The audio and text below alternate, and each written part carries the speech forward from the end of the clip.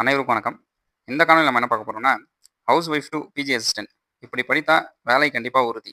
So ஏன் இந்த topic நம்ம எடுத்தோம் அப்படின்னு சொல்லி பார்த்தீங்கன்னா, இந்த அரசாங்கத்தில பார்த்தீங்கன்னா, அதிகமான பெண்கள் தான் இப்போ பார்த்தீங்கன்னா, அரசு ஊழியர்களா இருக்காங்க. ஸோ இதில உங்களுக்கு தெரியும், இதில முக்காவாசி பார்த்தீங்கன்னா, ஆசிரியர்கள்ல 70% பெண் ஆசிரியர்கள் தான் அதிகமா இருக்காங்க. ஸோ இவங்களுடைய விடாமுயற்சினால தான் இவங்களால என்ன பண்ண முடியுதுன்னா, பிஜி அசிஸ்டன்ட் ஆக முடியுது. ஸோ பிஜி அசிஸ்டன்ட் என்பது சும்மா ஒரு சாதாரண ஒரு வேலை கிடையாது.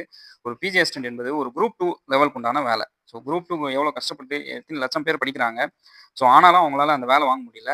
ஆனா நிறைய பெண்கள் பார்த்தீங்கன்னா, ஒரு பிஜி அசிஸ்டன்ட் ஆவறதுக்காக முயற்சி எடுக்குறாங்க. அந்த வேலைய வாங்குறாங்க. ஸோ அந்த வேலை எப்படி அவங்களால வேலை வாங்க முடியுது? ஸோ அவங்க சொன்ன ஒரு சில கான்செப்ட்ட தான் நம்ம இப்போ இந்த காணொளியில டீட்டெயிலா பார்க்க போறோம். ஸோ இந்த காணொளிய ஸ்கிப் பண்ணாம பாருங்க.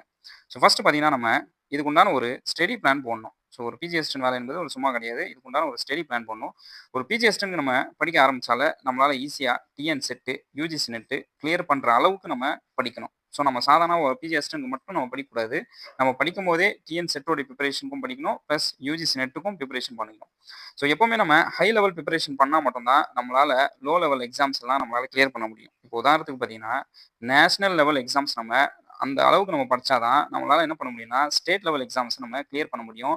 இந்த ஸ்ட்ராட்டஜிய வச்சு தான் இப்போ நெறைய பேர் பார்த்தீங்கன்னா, பிஜி அசிஸ்டன்ட்டா ஆகியிருக்காங்க. ஏன்னா பிஜி அசிஸ்டன்ட் இப்போ இருக்கிற பிஜி அசிஸ்டன்ட் எல்லாரும் பார்த்தீங்கன்னா, முக்காவாசி நெட் ப்ரிப்பரேஷன் பண்ண பிஜி அசிஸ்டன்ட்டும், பிளஸ் செட் ப்ரிப்பரேஷன் பிஜி அசிஸ்டன்ட்டும் தான் நெறைய பேர் இருக்காங்க. அந்த பர்ட்டிகுலர் சப்ஜெக்ட்ல நெட், செட் அவங்க ப்ரிப்பரேஷன் பண்ண ஆரம்பிச்சுறாங்க. ஸோ அந்த ப்ரிப்பரேஷன் பண்ண ஆரம்பிச்ச உடனே அவங்களுக்கு பார்த்தீங்கன்னா, இந்த பிஜி அசிஸ்டன்ட், பிஜிடிஆர்பி எக்ஸாம் பார்த்தீங்கன்னா, உங்களுக்கு ஈஸியா அமையுது. ஸோ இந்த பிஜி அசிஸ்டன்ட்டுக்கும், டிஎன் செட்டுக்கும், யுஜிசி நெட்டுக்கும் ஒரு கம்ப்ளீட்டான ஒரு ஸ்டடி பிளான் இருக்கு. ஸோ இந்த ஸ்டடி பிளான நீங்க ஸ்கிரீன்ஷாட் எடுத்து வச்சுக்கங்க. கண்டிப்பா உங்களுக்கு இது ரொம்ப ரொம்ப யூஸ்ஃபுல் ஆகும். ஸோ ஃபர்ஸ்ட் பாருங்க, clear goal setting. So first நம்மளுடைய பாயிண்ட் ஆஃப் வியூ ஃபிக்ஸ் பண்ணிடணும். PG assistant, TN SET, UGC NET ஒரே தேர்வு தான்.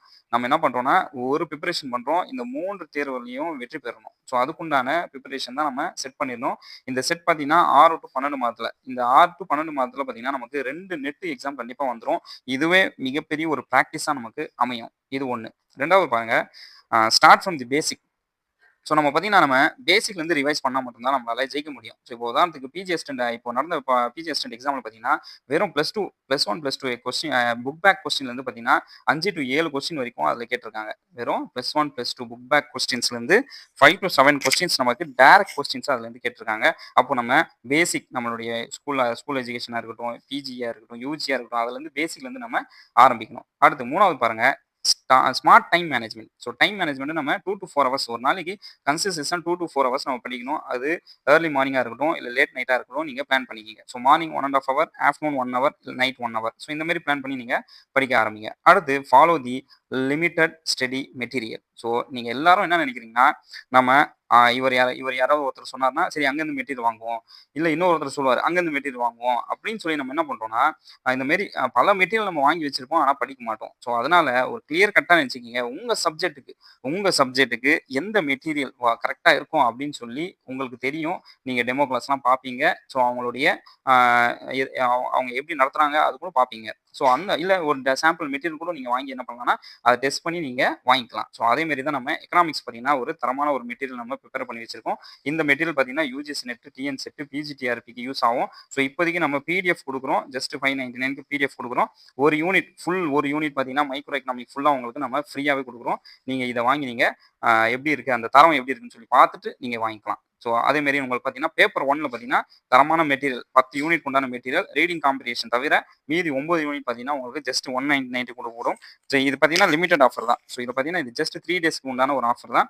இந்த ஆஃபர் பார்த்தீங்கன்னா, 22 வரைக்கும் தான் இருக்கும். ஸோ இது பேப்பர் 1ஆ இருக்கட்டும், இல்ல பேப்பர் 2 எக்கனாமிக்ஸா இருக்கட்டும், இது 2மே பார்த்தீங்கன்னா, லிமிட்டட் ஆஃபர் தான். 22 வரைக்கும் தான் இருக்கும். ஸோ யாருக்கெல்லாம் தேவைப்படுதோ நீங்க வாங்கிக்கலாம்.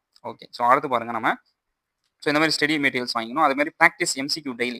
ஸோ டெய்லி பார்த்தீங்கன்னா, நம்ம எம்சிக்யூஸை ப்ராக்டிஸ் பண்ணணும். ஸோ கண்டிப்பாக நம்ம 20 டூ 50 எம்சிக்யூஸை ப்ராக்டிஸ் பண்ணால் மட்டும்தான் நம்மளால ஒரு ப்ராக்டிஸ் ஓகே நம்ம படிச்சது நமக்கு நல்லா புரியுது. நம்ம அடுத்தடுத்து படிக்க ஆரம்பிக்கலாம் அப்படின்னு சொல்லி நமக்கு ஒரு நம்பிக்கை வரும். அதேமாரி ரிவிஷன் ஸ்ட்ராட்டஜி.